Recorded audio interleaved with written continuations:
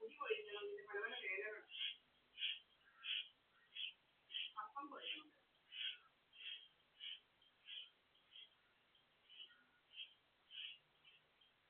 പല പെണ്ണുങ്ങളുടെ മുടിയൊന്നും ഇവിടെ കൊഴിയുന്ന നമ്മൾ കണ്ടില്ല. അവളുമാരുടെ നമ്മുടെ മുടിയൊന്നും കൊഴിക്കുക എന്തോ രോഗമെന്ന് അറിയത്തില്ല, രോഗമാണ്. മുടി കൊഴിക്കണം, കാലിന്റെ വണ്ണം കുറയ്ക്കണം, ഇതെല്ലാം വേദനകളാണ്. കാലയിലുള്ള ഫാറ്റ് കുറയ്ക്കണം, പല പല വേദനകളാണ്.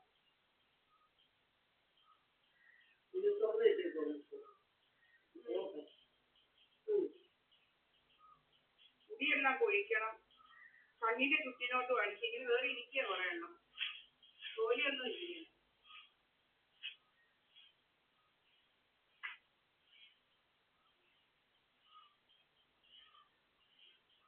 രോഗം എന്തോന്നാ ഇത്രയും രോഗം, രോഗം എന്തോന്നാ.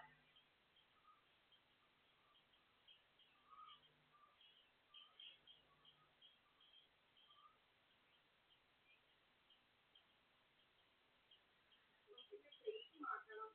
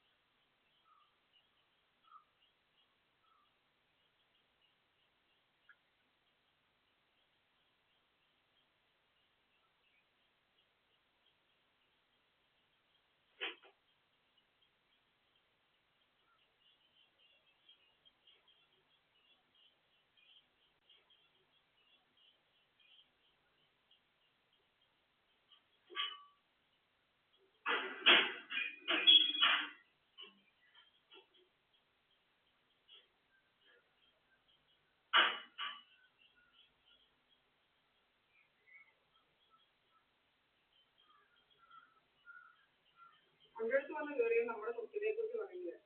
അപ്പം ഇപ്പം കുഞ്ഞു വീട് വെക്കും, കുഞ്ഞു വീട്, ഞാൻ കുഞ്ഞു വീടുണ്ടാക്കാനാ പുതിയ വച്ചേക്ക, കുഞ്ഞു വീട്. എനിക്ക് ഈ വീട് മതി, ഇങ്ങനെ ഈ വീട് ഇനി കാലാകാലം നിൽക്കുന്നു, ഒരു 150 വർഷം കൊണ്ട് വെക്കാമെന്ന്. ആ മനസ്സില്ല, ഇത് 150 വർഷം കൂടി ഇതിനെ ഇങ്ങനെ തന്നെ നിർത്തും, ഇങ്ങനെ തന്നെ നിർത്തും. ഇങ്ങനെ ഒരു കാലത്ത് എന്റെ സൂചി കുത്താൻ സ്ഥലം അവന് കൊടുക്കത്തില്ല. സുബ്രഹ്മണ്യൻ അതിനൊക്കെ അവൻ പറയുന്നത് എന്തോ അമ്മ ചാമ്പ് ഞാനങ്ങ് വിൽക്കുമെന്ന്. അമ്മ ചാമ്പ് ഞാനങ്ങ് വിൽക്കും, പിന്നെ ഞാൻ ആർക്കാണ്ടങ്ങ് എഴുതി എന്തോ അമ്മ അങ്ങ് സ്നേഹക്കൂടുതൽ കാരണം എഴുതി കൊടുത്തു. അതായിരുന്നു ഇടയ്ക്ക് 5-6 വർഷം ഓടി. എന്തോ അങ്ങനെ എഴുതി കൊടുക്കുമ്പോൾ വാങ്ങിക്കാതിരിക്കുകയാണ്. അപ്പം അത് കിട്ടിയതെന്ന് അവർക്ക് അറിയത്തില്ല.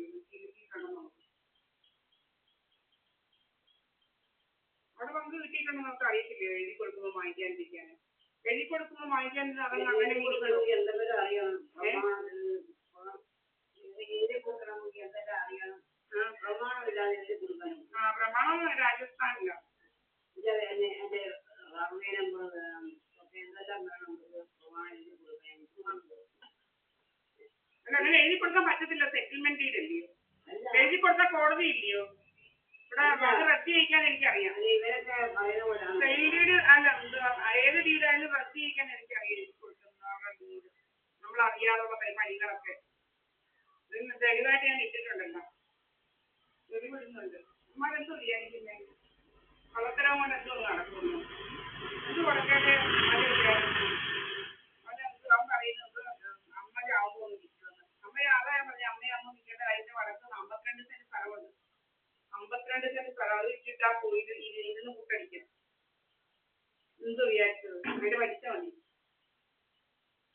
ഇതൊന്നും പർണിക്കാവ് വില്ലേജിലെ ഒന്നും വിൽക്കേണ്ട കാര്യമില്ല. പർണിക്കാവ് വില്ലേജിലെ ഒന്നും വിൽക്കാനുമല്ല. എല്ലാം ഒറ്റ ഓട്ടത്തിന് പോകാൻ പറ്റുന്ന സ്ഥലവും ദൂരെ ഒന്നും ഇല്ല.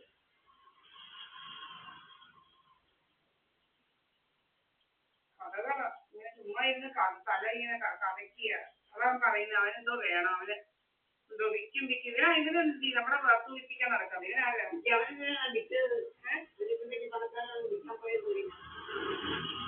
അവനാരാ എന്റെ വസ്തുവിനെ കുറിച്ച് പറയാൻ.